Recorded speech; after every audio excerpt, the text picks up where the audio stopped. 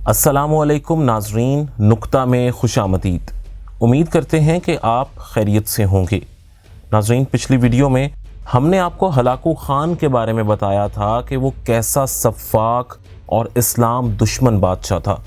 آج ہم آپ کو ہلاکو خان کے بیٹے اباقہ خان کے بارے میں بتائیں گے، جو مسلمانوں سے دشمنی میں ہلاکو خان سے بھی 2 ہاتھ آگے تھا۔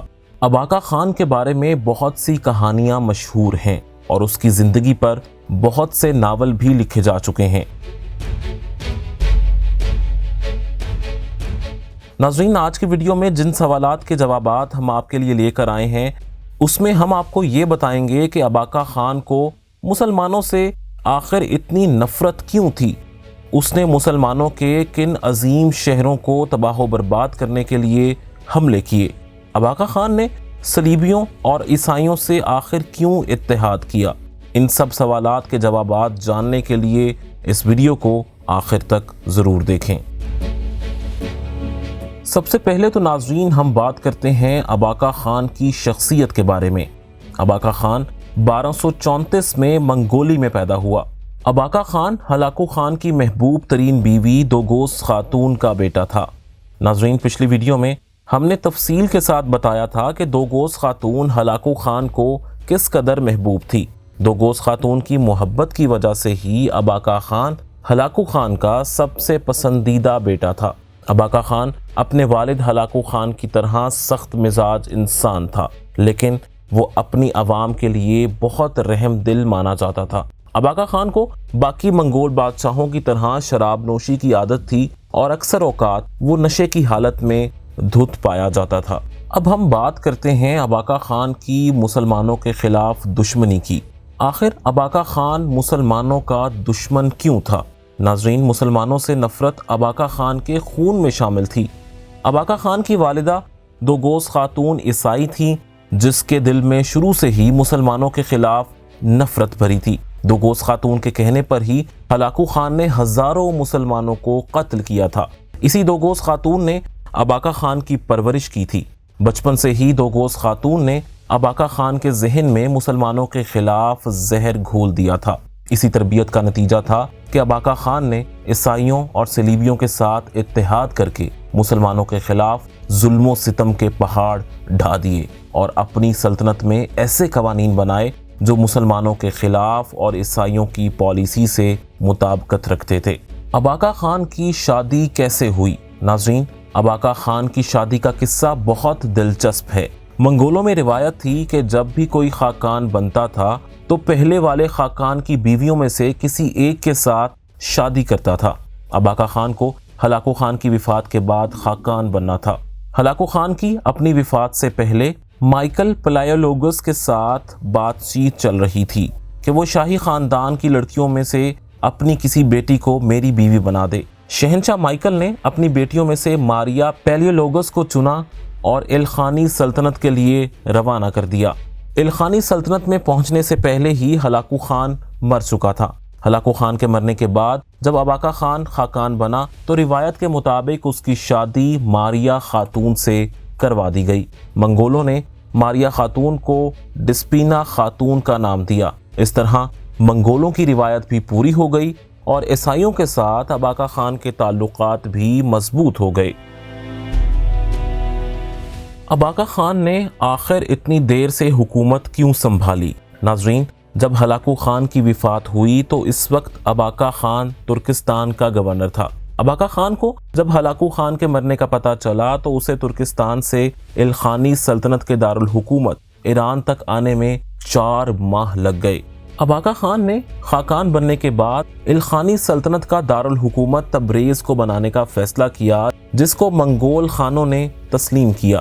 اباقہ خان کے خاقان بننے کے بعد اگلے کئی سال الخانی سلطنت کی جاگیریں اور سلطنت تقسیم کرنے میں لگ گئے۔ اب ہم آپ کو بتاتے ہیں کہ اباقہ خان کی حکومت میں کیسے سکے چلتے تھے۔ اباقہ خان کی ماں اور بیوی دونوں عیسائی تھیں۔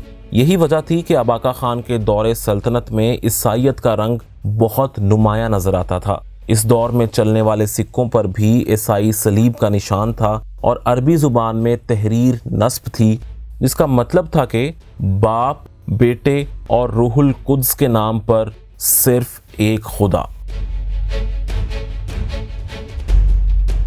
اباقہ خان کا مذہب کیا تھا؟ ناظرین، اباقہ خان اور ہلاکو خان بدھ مت کو ماننے والے تھے، لیکن چنگیز خان کے پوتے برقے خان کے مسلمان ہونے کے ساتھ ساتھ بہت سے منگول کلمہ پڑھ کر دائرہ اسلام میں داخل ہو چکے تھے۔ اباقہ خان اور اس کی اولاد نے اسلام قبول نہیں کیا اور ان کو مسلمان ایک آنکھ نہیں بھاتے تھے۔ اباقہ خان نے مسلمانوں کے خلاف اعلان جنگ کر دیا، جس کے بعد منگولوں میں خانہ جنگی شروع ہو گئی۔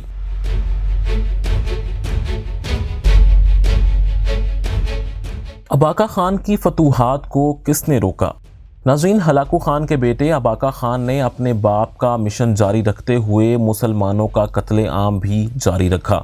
اباقہ خان نے مسلمانوں کے خلاف پوپ اور یورپ کے حکمرانوں سے قریبی تعلقات قائم کیے اور عیسائیوں کو بیت المقدس پر قبضہ کرنے کے لیے حملے کے لیے راضی کیا، لیکن عیسائی اس میں بری طرح ناکام رہے۔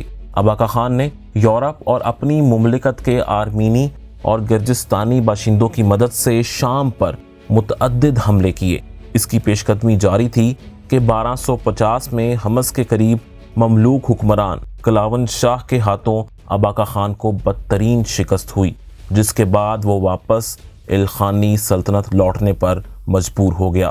اس کے بعد اباقہ خان نے دوبارہ کسی حملے کی جرت نہ کی اور اپنی موت تک الخانی سلطنت میں ہی رہا۔